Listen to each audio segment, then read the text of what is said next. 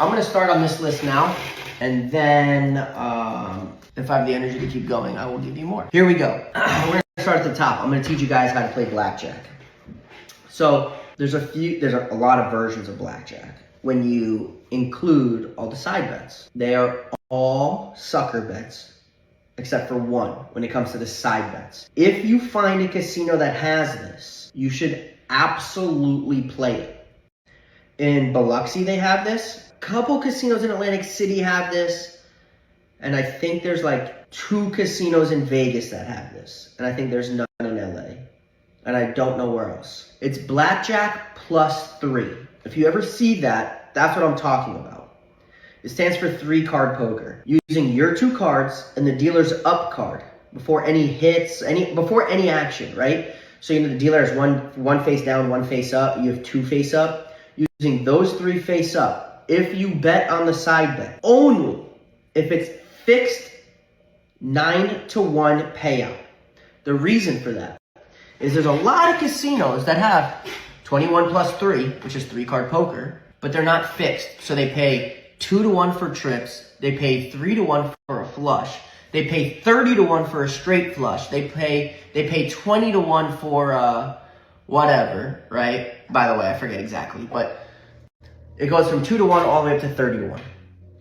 Now, if you can find a casino that has a fixed of 9-to-1, that means, yeah, you're losing some where you could get 10-to-1, 20-to-1, and 30-to-1, but those are so rare. What's super common is the 2-for-1, 3-for-1, 5-for-1, right?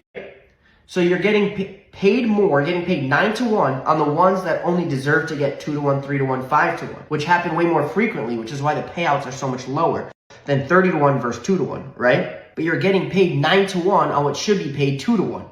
So if you can find a blackjack table that says 21 + 3, that means 3-card poker, and you should absolutely play that bonus every single time.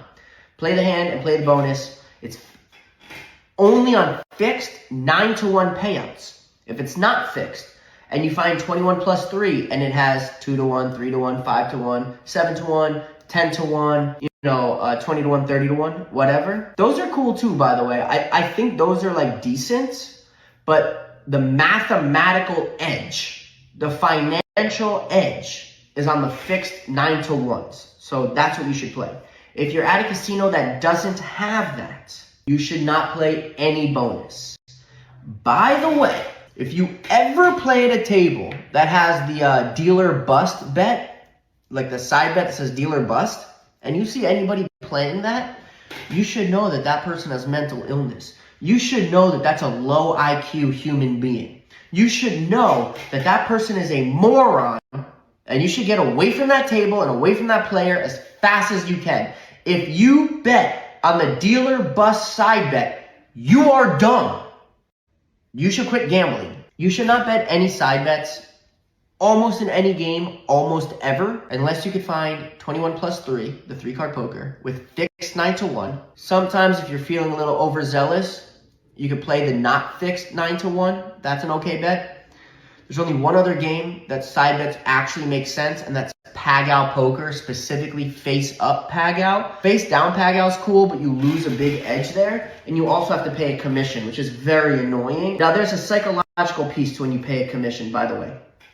So let's say I bet $100, right? I have a stack of $100 chips. These are my chips. That's my bet. I'm betting 1 unit is 1 black chip, $100. $100 is 1 unit.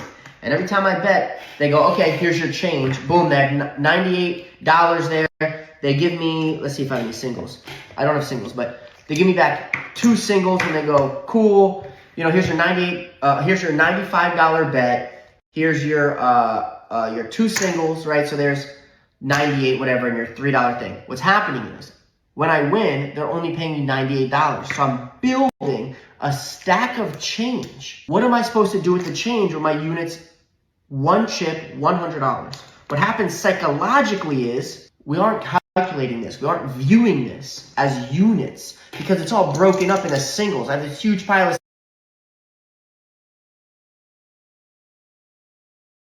singles in my head. They're useless because I only got them $2 or $3 at a time because of the commission and breaking chips and breaking change. So the psychology is that if they keep giving us small change, that we will spend this as if it's not valuable, even though it is, and it builds up. So when you play Pai Gow, face down Pai Gow has commission, and you lose an edge because you don't get to see the dealer's cards. Face up Pai Gow, you get to see the dealer's cards first, and they make their hand first, so you get to see exactly what the dealer has. Imagine playing blackjack, but the dealer goes first.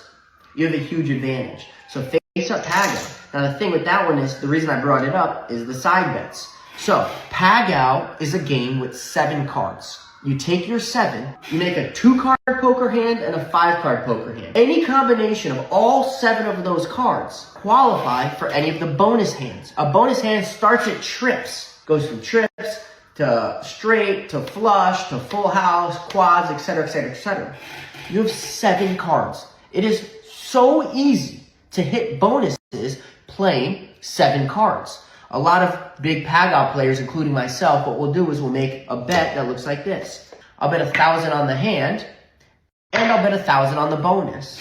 And another thing about Pai Gow, if you're not familiar, is the majority of hands you break even. The only way to win is your 2 cards have to beat the dealer's 2 cards, and your 5 have to beat the dealer's 5. Which means the only way to lose is your 2 have to lose to the dealer's 2, your 5 have to lose to the dealer's 5. So, because in face-up Pai Gow, the dealer goes first, you get to see all the dealer's cards. You get to say, I'm going to arrange my hand where I purposely lose, for example, the 2-card hand to guarantee I win the 5-card, so I push and break even. So the majority of hands you play in all Pai Gow, but particularly face-up, are always going to break even. When that happens, is great news because we're only playing for the bonus. I bet $1,000 on the bonus, and I bet 1,000 on the hand. So I'm just going to continue to play. If I break even here, I'm hoping to win here. If I lose here, I'm hoping that I can find a way to win here. And I just sort of stay even as long as possible until I hit some bonuses. And the bonuses pay fat. So the majority of hands push. Not hard to win some hands, lose some hands. And you're really just fighting for the bonus. That's really what you're doing in face-up Pai Gow.